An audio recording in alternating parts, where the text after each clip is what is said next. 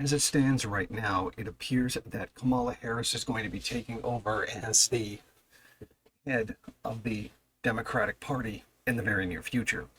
Now, there has been no vote yet. This is not 100% locked in, but it seems very likely from the buzz that's going around and the statements that a lot of very high profile Democratic politicians have made that it's very likely going to be Kamala Harris taking over leadership of the party. This, of course, is a result of Biden stepping down as the nominee for the next election. Now, this was a very long time in the making. There were a lot of calls for him to step down, and there were a lot of calls not just from, upper people in the party, but regular everyday people as well. Now, a lot of Democratic supporters, regular everyday people, were trying to claim that this wasn't true, that the will of the people was to have Joe Biden in that position. It certainly wasn't. And the idea that either the Republican or the Democrat Party represents the will of the people is pretty hilarious to begin with. But regardless, there is that level of kind of denial on their part because they want their guy to be in no matter what. And that for a lot of people, the line really was essentially that there were a lot of very high-end donors who withheld $90 million in funding until he stepped down. And then Kamala Harris, mostly raised $100 million in one day. That's not really true. What the people who were withholding $90 million handed it over once Biden was gone. And then her introduction as, it's essentially her going to be taking over, another $10 million came in. So it's hardly a case of she raised $100 million. More like the $90 million that was being withheld was released, and then another $10 million was actually raised.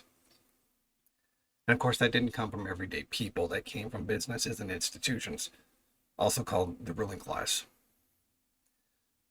So it genuinely was a very good idea to go ahead and do this because if you think about it, not only was Biden polling way too close to Trump, I believe they were only 1 or 2 percentage points apart, which is not what you want going into an election. That's a very bad thing because that's too close to call. And the closer a vote is, the more someone is able to claim that it was rigged, which Trump is going to do if he loses, which I was certain he was actually going to win. But that's all changed now that Kamala Harris is running instead of Biden. So what's happened here is that the Republican Party has spent tens of millions of dollars on ads attacking Joe Biden personally. Not necessarily the Democratic Party, but him personally. And now that he's out, they have to reorientate that all over again. So it's going to go from, the whole Sleepy Joe, he has Alzheimer's kind of attacks that they've been doing. They're now going to change it to Kamala is black. Kamala is a woman. They'll find better ways to phrase it, but essentially it's going to come down to the exact same thing. I think that this election is a little bit different than all the others. I'm not going to say it's the most important one in our history, which is, every election, apparently. But there is something very significant about this one that has not been for others.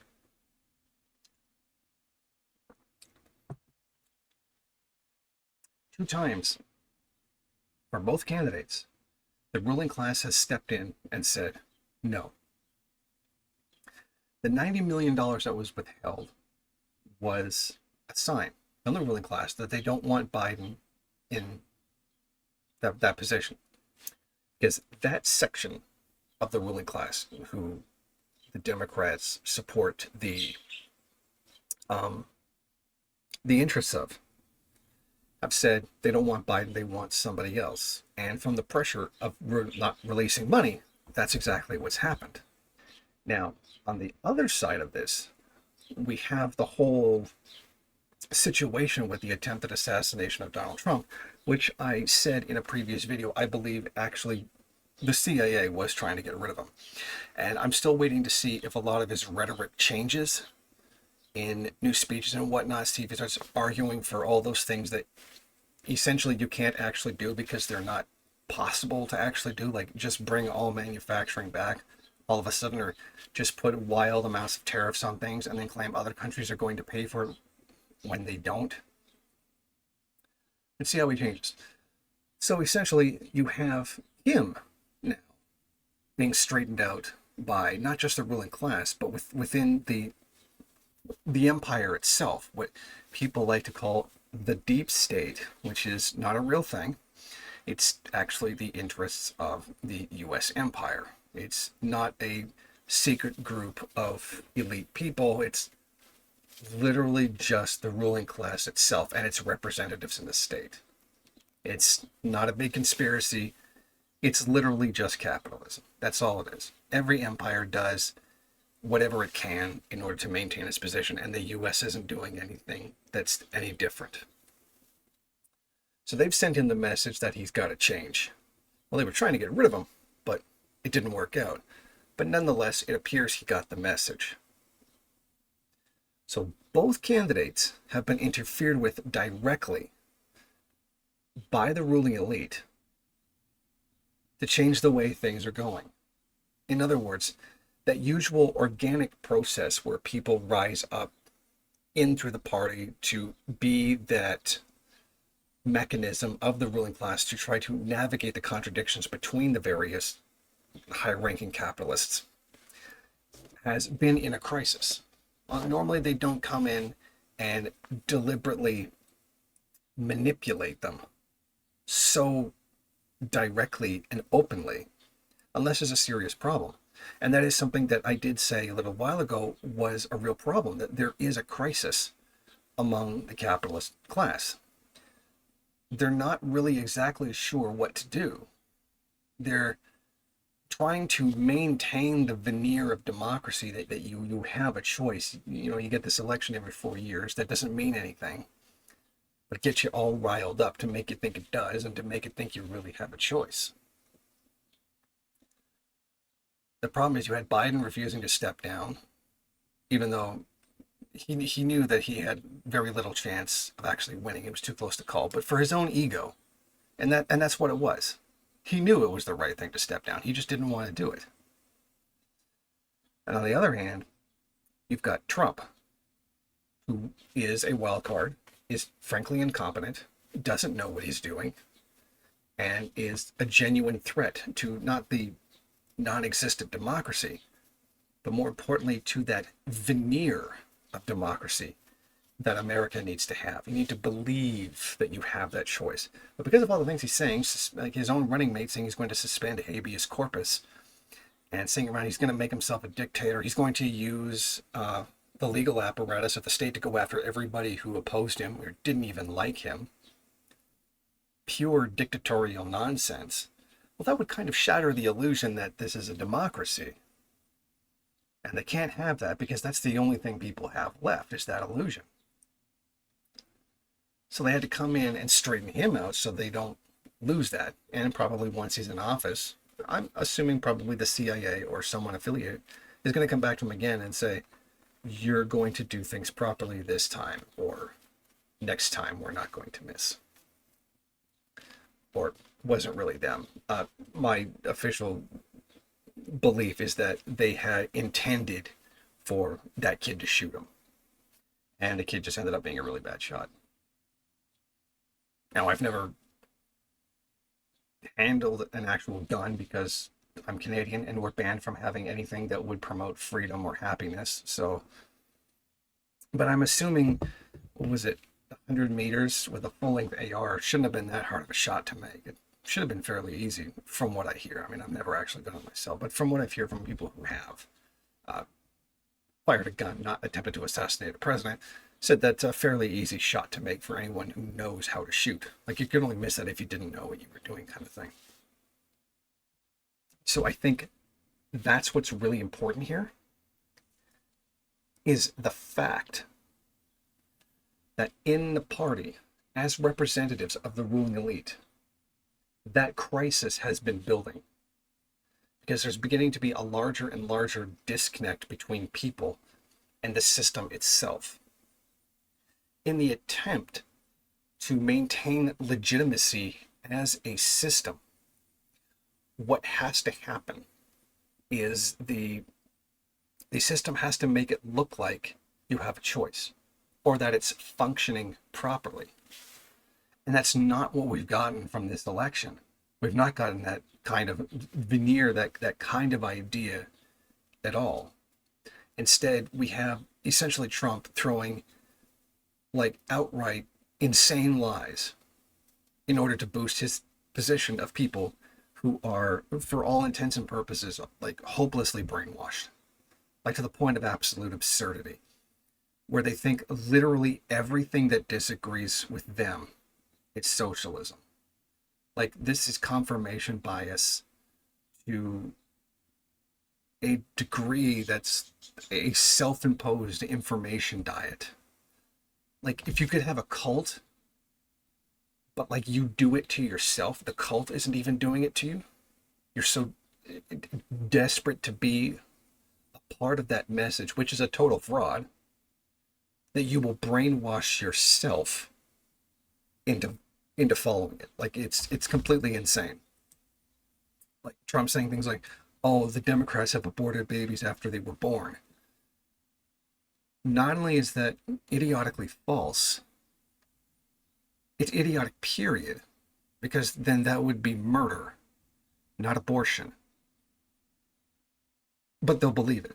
I mean, you can't actually point to that ever actually happening or name anyone it happened to or a place where it happened or any circumstances whatsoever because it did happen, but they'll believe it.